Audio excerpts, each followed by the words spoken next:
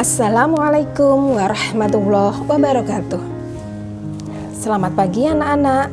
Apa kabar kalian? Semoga hari ini kalian sehat walafiat dan kita akan belajar Quran hadis dengan materi surat Ad-Duha. Sebelumnya marilah kita berdoa terlebih dahulu. Sikap berdoa. A'udzu billahi minasyaitonir rajim. Bismillahirrahmanirrahim. Rabbi zidni ilma warzuqni fahma. Amin ya rabbal alamin. Marilah kita simak tulisan surah Ad-Duha. Kita baca bersama ya. A'udzu billahi minasyaitonir rajim. Bismillahirrahmanirrahim.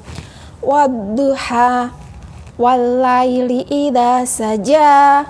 Ma wadda'aka rabbuka wa ma qala. Walal akhiratu khairul laka minal ula. Wala sawfa yu'tika rabbuka fatarda. Alam yajidka yatiman fa'awa. Wa wajadaka dhallan fahada. Wa wajadaka ailan fa'aghna. Fa'ammal yatima fala taqhar. Wa ammas sa'ila fala tanhar. Wa amma bi ni'mati rabbika fahaddits. Shadaqallahul azim. Baiklah anak-anak, kita akan mengurai dengan artinya. A'udzu billahi minasyaitonir rajim. Aku berlindung kepada Allah dari godaan setan yang terkutuk. Bismillahirrahmanirrahim. Dengan menyebut nama Allah yang Maha Pemurah lagi Maha Penyayang. Wadduha, demi waktu duha, yaitu ketika matahari naik sepenggalah. Wallaili idza saja, dan demi malam apabila telah sunyi. Ma wadda'aka rabbuka wa ma qala. Tuhanmu tidak meninggalkan engkau Muhammad dan tidak pula membencimu. Walal akhiratu khairul laka minal ula. Dan sungguh yang kemudian itu lebih baik bagimu daripada yang permulaan. Wala sawfa yu'tika rabbuka fatarda. Dan sungguh kelak Tuhanmu pasti memberikan karunia-Nya kepadamu sehingga engkau menjadi puas. Alam yajidka yatiman fa'awa. Bukankah dia mendapatimu sebagai seorang yatim, lalu dia melindungimu? Wa wajadaka dhallan fahada. Dan dia mendapatimu sebagai seorang yang bingung, lalu dia memberikan petunjuk. Wa wajadaka ailan fa'aghna. Dan dia mendapatimu sebagai seorang yang kekurangan, lalu dia memberikan kecukupan. Fa'ammal yatima fala taqhar. Maka terhadap anak yatim janganlah engkau berlaku sewenang-wenang. Wa ammas sa'ila fala tanhar. Dan terhadap orang yang meminta-minta janganlah engkau menghardiknya. Wa amma bi ni'mati rabbika fahaddits. Dan terhadap nikmat Tuhanmu hendaklah engkau nyatakan dengan bersyukur. Shadaqallahul azim. Maha benar Allah dengan segala firman-Nya. Anak-anak, siapakah yang pernah melaksanakan sholat duha? Siapakah yang sudah mengetahui kandungan surat Ad-Duha? Coba perhatikan penjelasan berikut ini.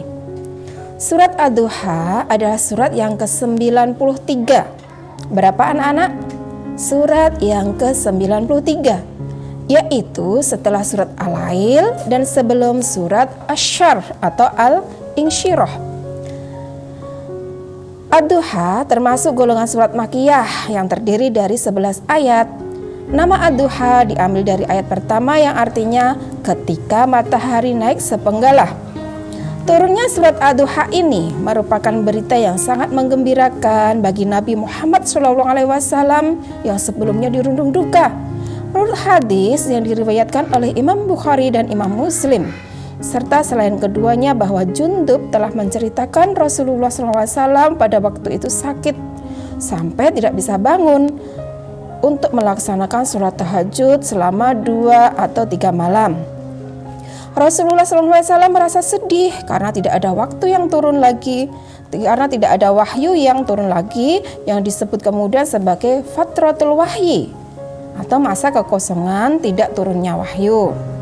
Rasulullah diajak oleh seorang perempuan kafir, istri Abu Lahab, dengan mengatakan, "Wahai Muhammad, sesungguhnya aku mengharapkan kalau setanmu," yang dimaksud setan itu adalah malaikat Jibril, "dia telah meninggalkanmu. Aku tidak melihatnya lagi di dekatmu sejak 2 atau 3 malam ini."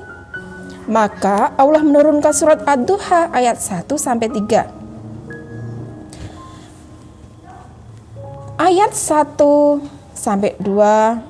menerangkan bahwa Allah bersumpah menggunakan 2 waktu, yaitu waktu duha dan waktu malam. Waktu duha yakni waktu matahari sepenggalan naik. Waktu pagi hari merupakan waktu yang sangat sejuk. Badan masih segar bugar karena habis bangun tidur. Pagi hari merupakan waktu di mana manusia mulai beraktivitas, sedangkan waktu malam hari merupakan waktunya manusia beristirahat. Malam hari merupakan gambaran suasana yang tenang. Ayat ketiga memberikan jawaban bahwa Allah SWT tidak meninggalkan dan membenci Nabi Muhammad SAW. Ayat ini diturunkan setelah selang beberapa waktu, yaitu selama 15 hari wahyu tidak turun kepada Nabi Muhammad SAW. Sehingga orang kafir mengatakan sesungguhnya Tuhan Muhammad SAW telah meninggalkannya dan membencinya. Ayat keempat menjelaskan bahwa kehidupan di akhirat itu lebih baik daripada kehidupan di dunia. Kehidupan di akhirat itu penuh dengan kemuliaan. Ayat kelima, Allah SWT memberikan kabar gembira kepada Nabi Muhammad SAW bahwasanya Allah Subhanahu wa Ta'ala akan memberikan kebahagiaan yang berlimpah ruah kelak di akhirat, sehingga beliau menjadi puas dan bahagia. Rasulullah SAW bersabda, "Kalau begitu, mana mungkin aku puas, sedangkan seorang di antara umatku masih berada di neraka." Dalam tafsir Ibnu Katsir telah disodorkan kepada Rasulullah SAW karunia yang disediakan bagi umatnya satu peti, dan Allah SWT akan memberinya 1.000.000 istana kelak di surga. Maka Rasulullah menjadi bergembira mendengar hal itu tersebut. Ayat ke-6, ke-7, dan ke-8 menceritakan keadaan Rasulullah SAW sebelumnya, yaitu 1. Sebagai seorang yatim, di mana ayahnya telah meninggal dunia sebelum beliau dilahirkan. Walaupun dilahirkan dalam keadaan yatim, tetapi Allah tetap menjaga Nabi Muhammad dengan cara menyerahkan Muhammad SAW kepada pamannya, yaitu Abu Thalib, untuk diasuh. Kedua, sebagai seorang yang bingung mengenai syariat yang harus dijalankan, karena pada waktu itu bangsa Arab peradabannya kurang baik, yaitu sebagai penyembah berhala dan budi pekertinya atau akhlaknya rendah. Kemudian Allah Subhanahu wa Ta'ala memberikan petunjuk kepada kebenaran. Ketiga, sebagai seorang yang kekurangan atau orang fakir, beliau ditinggalkan ayahnya tanpa meninggalkan harta benda. Allah Subhanahu wa Ta'ala memberikan kecukupan harta benda dari pedagang, ganimah, dan lain-lainnya, sehingga beliau menjadi puas dan bahagia.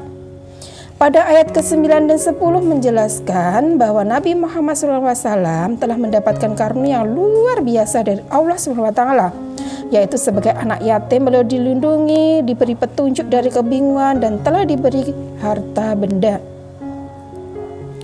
sehingga beliau diperintahkan untuk melindungi anak yatim dan bersikap baik terhadap peminta-minta. Ini berarti bahwa Nabi Muhammad SAW dituntut untuk memiliki sikap kepedulian terhadap sesama, melindungi anak yatim yaitu dengan cara tidak mengambil hartanya atau lain-lainnya yang menjadi milik anak yatim dan mengasuhnya. Bersikap baik terhadap peminta-minta yaitu ketika kita tidak boleh membentak, meledek, dan bahkan merendahkan harga dirinya karena kemiskinannya. Terhadap peminta-minta juga dilarang untuk mengusirnya, dilarang menyakiti dengan perkataan yang kasar. Dan dalam ayat yang ke-11 ini Allah SWT menegaskan kepada Nabi Muhammad SAW untuk mensyukuri nikmat Allah SWT yang sangat luar biasa berupa kenabian dan nikmat-nikmat yang lain yang telah diberikan kepadanya, yakni dengan jalan menyebut, mensyukuri, dan mengingat nikmat Allah SWT, menyebut nikmat Allah. Dan itu bukan bertujuan untuk riya atau menyombongkan diri, tetapi sebagai wujud mensyukuri nikmat Allah Subhanahu wa Ta'ala.